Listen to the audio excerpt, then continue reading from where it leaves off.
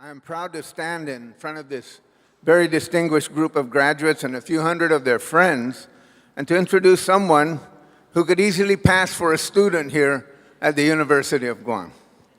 He was born in 1979 and I was already 30 years old. He graduated from Boise High School in 1996 and earned a bachelor's degree in political science from Boise State. He missed out on his opportunity to attend UOG, but here's today. He is one of 6 children, and he and his wife, Diane, also have 6 children. With this pattern, and at his age, he might have 36 grandchildren by the time he's my age. He returned home to Saipan and won election to the Northern Mariana House of Representatives in 2008. He then won election to the Northern Marianas 2 years later in 2010. After one term, he was elected to be president of the Senate by his colleagues. He then became a candidate for lieutenant governor in 2015, and at the untimely death of the governor, he became the governor of the Northern Marianas. Now, he's the youngest governor amongst all the governors in the United States. Given the quick trajectory of his political career before the age of 40, he is the personification of the word of the year by Oxford Dictionary, youthquake. Now, there are 2 unique things about this young governor. I saw a picture of him and President Trump in the Oval Office. He also speaks Chamorro. I don't know which impresses me more. Actually, I do know which impresses me more. And maybe he can tell us a little bit about his experiences in Washington, D.C. Afanielos, Manailuhod, and Manainahu, Tauto Tano Triton, I'm proud to present to you the Marianas version of Youthquake, the Honorable Ralph Torres, Governor of the Northern Mariana Islands.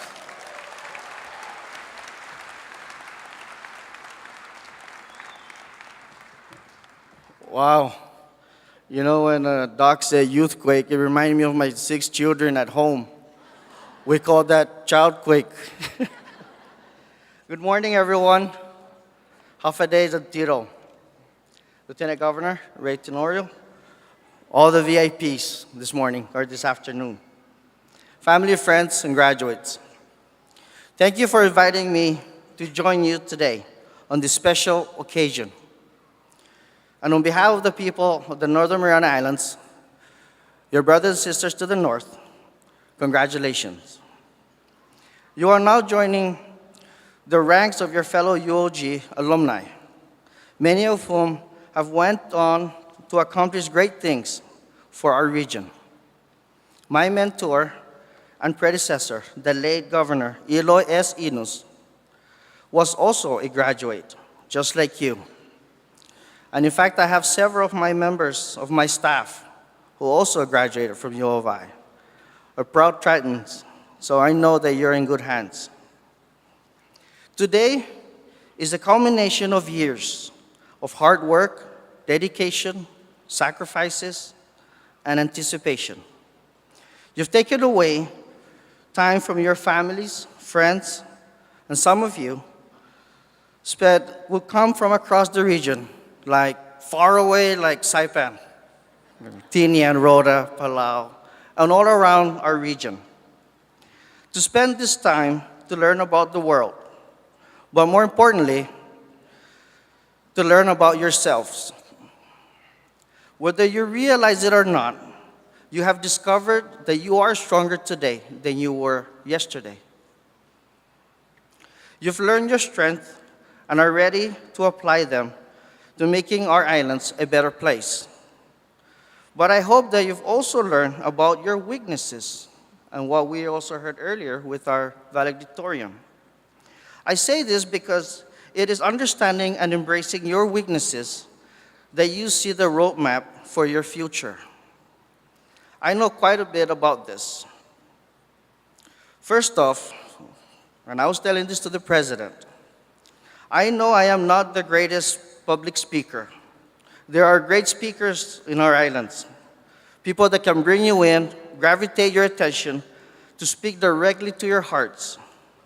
In the early days of our administration, I honestly shied away from long speeches because I knew that it was a weakness of mine.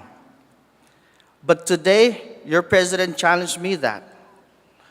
And realizing and practicing and feeling just a little accomplishment goes a long way. But you gotta push yourself. Today, this is the largest crowd I have ever given a speech to.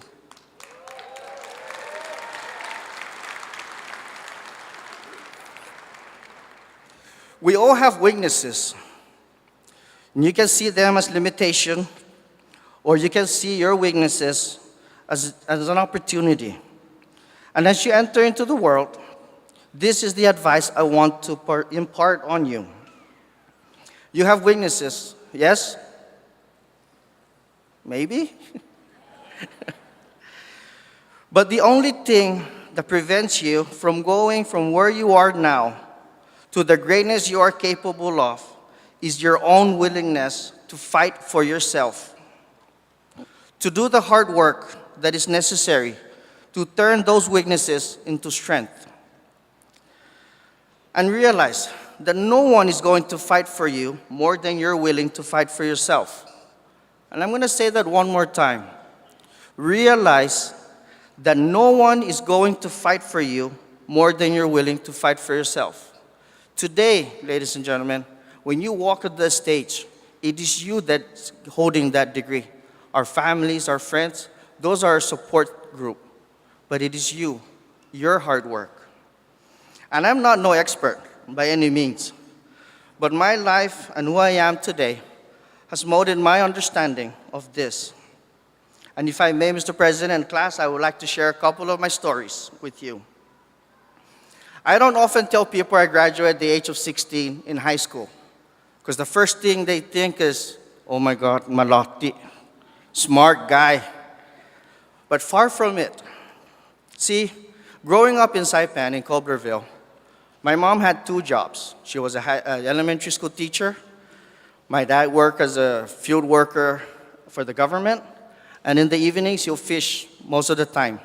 Believe it or not, we had fresh fish almost every morning. No complaints, it's what we had, and we loved it. In fact, we loved it so much, we still fish up to today. But knowing that, we had 5 boys in one bedroom. I'm the youngest of 5 boys. My sister in the other room, and my parents in the other room. We never had much. All we had was love, respect, and make sure that our language and our culture sticks to us, no matter where you go. No matter where you go. So, the other part is, I hope, Mr. President, that they don't hold this against my parents or myself, but because money was a struggle, they took me to the mayor's office in Saipan and forced a fake ID for me to be 7 years old so I can go to first grade, because they couldn't afford babysitter. So, bear in mind, I just turned 5 August 6, and all my classmates are about 6.5 or almost 7. Now, did I mention that I was the shortest one from first grade to probably high school? So it figures already, right? Off the edge, there's some weaknesses. And more so, my grandmother, who was my first grade teacher. So, first grade, 5 years old, barely 5, thinking I'm gonna go for grandma, go to grandma's class.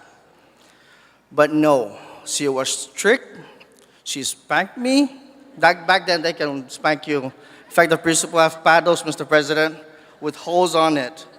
That was Saipan's way of making sure that you don't come back. But anyways, so, yeah, I got my share. Rest her soul, my grandmother was very strict on me. She would spank me, she would push me, she would get upset at me when I don't do as good as the other student. Now, at the end of the school year, I asked her, Grandma, often I say, you know, I asked my grandma, do you love me? Or why do you always spank me? Do you not love me? She looked at me and said, because I want you to be as good as the other student. I want you to work hard just like everybody else. And when I told her that I was only 5 years old, that's when it hit her.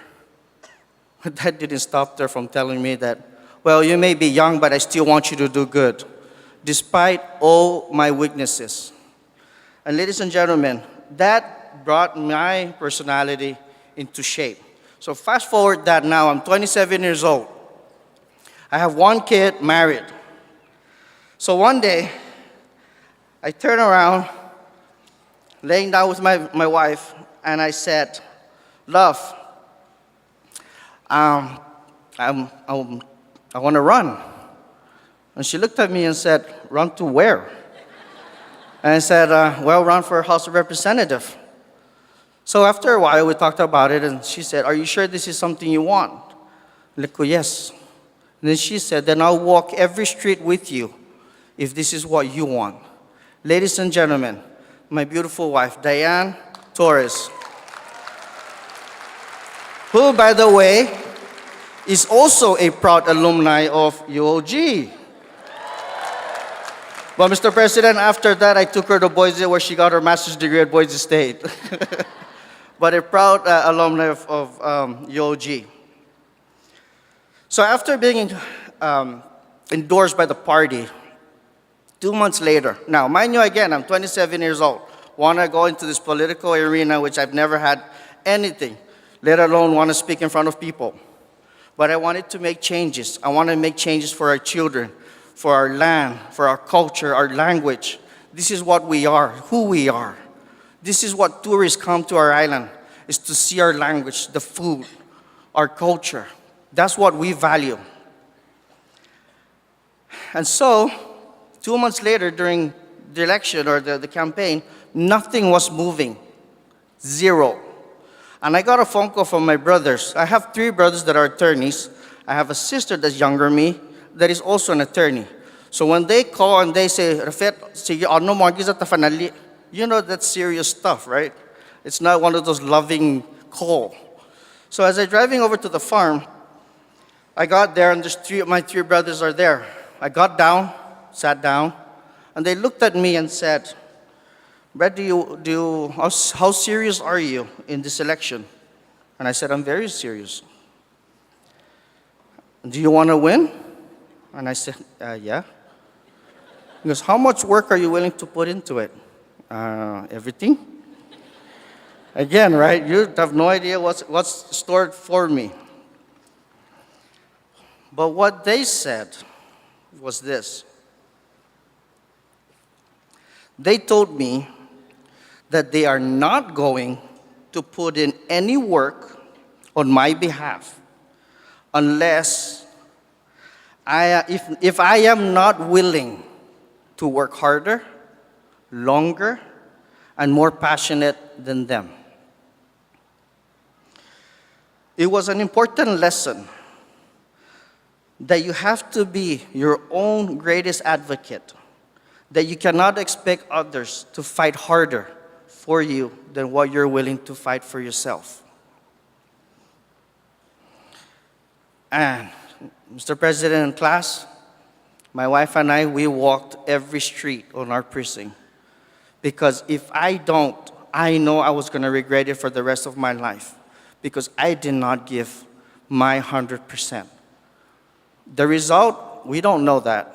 But I do know the effort that we put into is as close as what we can get. And I hope that these 2 stories that I share with you, hopefully might help some of you, at least one. But then also that life is not always going to be fair. There will be times where you'll be weaker than those around you. There may be reasons that's not your own.